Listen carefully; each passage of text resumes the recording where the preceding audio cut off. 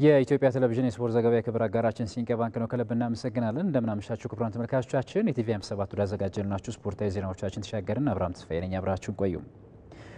የኢትዮጵያ ፕሪሚየር ሊግ የፋይናንስ አስተዳደር መመሪያን በመጣስ ቅጣት የተላለፈባቸው ክለቦች በመደበኛ ፍርድ ቤት የጀመሩትን ክስ በአስቸኳይ እንዲያቋርጡ ፊፋ ትዕዛዝ መስጠቱንም አስታወቀ።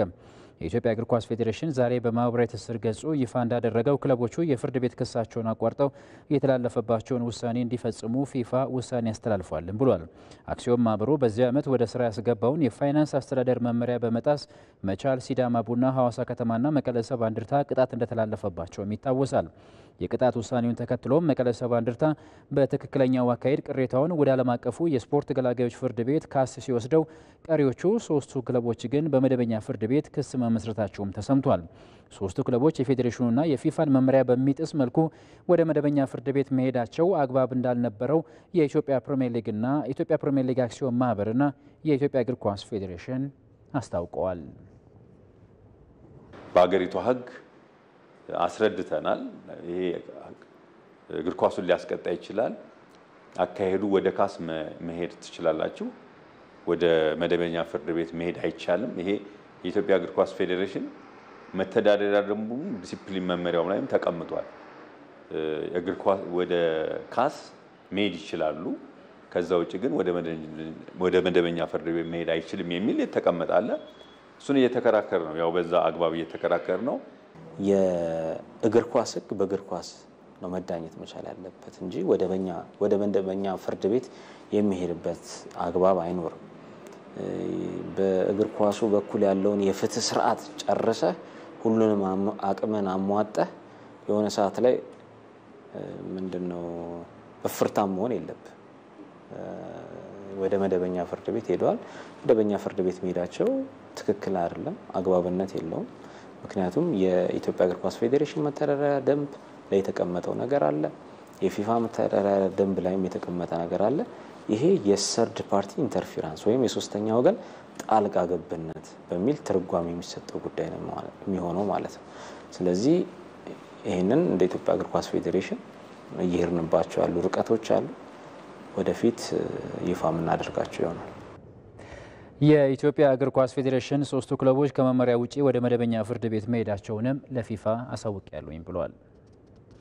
በዚህ ሂደት ውስጥ እንግዲህ የመቀሌ ሰባ እንደርታ እግር ኳስ ክለብ ወደ ዓለም አቀፍ የስፖርት ገላጋይ ፍርድ ቤት ሄዷል። ይሄ አፕሪሺየት የሚደረግ ነው አካሄዱ። ሌሎቹ ግን ወደ መደበኛ ፍርድ ቤት ነው የሄዱት። ወደ መደበኛ ፍርድ ቤት መሄዳቸውንም ደግሞ ለኢትዮጵያ እግር ኳስ ፌዴሬሽን ለፊፋ አሳውቀናል። ከፊፋ የሚመጣውን አቅጣጫና ውሳኔ የምንጠብቅ ይሆናል። በዛ መሰረት እንግዲህ ተግባራዊ የምናደርግ ይሆናል ማለት ነው። ፊፋ በጉዳዩ ላይ ዛሬ ለኢትዮጵያ እግር ኳስ ፌዴሬሽን በሰጠው ምላሽ ክለቦቹ ፍርድ ቤት ክሳቸውን አቋርጠው የተላለፈባቸውን ውሳኔ እንዲፈጽሙ ትዕዛዝ መስጠቱንም አሳውቋል። ክለቦቹ በመደበኛው ፍርድ ቤት የጀመሩትን ክስ ስለማቋረጣቸው የሚገልጽ ደብዳቤ በ3 ቀናት ውስጥም ለፌዴሬሽኑ እንዲያስገቡ ማሳሰቢያ መስጠቱንም አሳውቋል። ዘገባው የባልደረባችን ዮሴፍ ሹምዬ ነው። ወደ ውጭ ስፖርታዊ ዜናዎቻችን ስንሻገር ሊቨርፑል የባየር ሊቨርኩሰኑን የአጥቂ አማካኝ ስፍራ ተጫዋች ፍሎሪያን ቪርዝን ለማስፈረም ተስማማ። የ22 ዓመቱ ተጫዋች በግል ጉዳይ ከሊቨርፑል ጋር ስምምነት ላይ ቢደርስም ክለቡና ሊቨርፑል በዝውውሩ ገንዘብ የተነሳ ሳይስማሙ መቅረታቸውም የሚታወስ ነው። ተደጋጋሚ ጥያቄዎችን ሲያቀርብ የነበረው ሊቨርፑል በስተመጨረሻ ዛሬ ከስምምነት መድረሱንም አሳውቋል። ሊቨርፑል ለዝውውሩ 100 ሚሊዮን ፓውንድ ክፍያ የሚፈጽም ሲሆን የተጫዋቹ የአቅም ልኬት ታይቶ የሚጨመር 16 ሚሊዮን ፓውንድም እንደሚከፍል ነው የተገለጸው። ሊቨርፑል ለቨርጂን ቫን ዳይክ 85 ሚሊዮን ፓውንድ እና ለዳርዊን ኑኔዝ 64 ሚሊዮን ፓውንድ ያወጣበት ገንዘብ የክለቡ ከፍተኛ ወጪ ሲሆን የአሁኑ የፍሎሪያን ቪርዝ ሪከርድ ሆኖ እንደሚመዘገብም ተገልጿል። በእንግሊዝም ከዚህ ቀደም ሪከርድ የነበረው የአሁኑ የቼልሲው የአማካኝ ስፍራ ተጫዋች ሞይሴስ ካይሴዶ ከብራይተን በ115 ሚሊዮን ፓውንድ የተዘዋወረበት ሲሆን አሁን ላይ ፍሎሪያን ቪርዝ ይህንን ሪከርድም በእጁ እንደሚያስገባ ይጠበቃል። ሊቨርፑል አስቀድሞ ጀርሚን ፍሪምፖንግን ከባየር ሊቨርኩሰን ማስፈረሙ የሚታወስ ሲሆን ሌላኛውን የቡድኑን ወሳኝ ተጫዋችም በሰዓታት ውስጥ ይፋ ያደርጋል ተብሎ ይጠበቃል። ተጫዋቹ በቀጣይ ቀናትም አንፊልድ እንደሚገኝ ነው መረጃዎች የሚያሳዩት።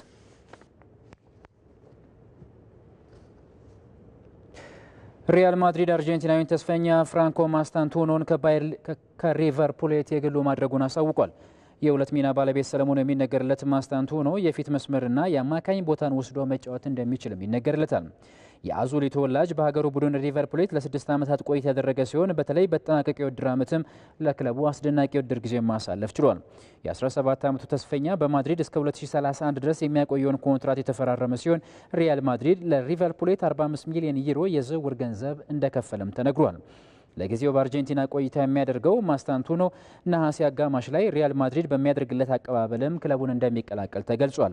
ከዚሁ ከሪያል ማድሪድ ጋር በተያያዘ ትሬንት አሌክሳንደር አርኖልድ ከክለቡ ጋር ዛሬ ይፋዊ ልምምድ እንደጀመረም ተገልጿል።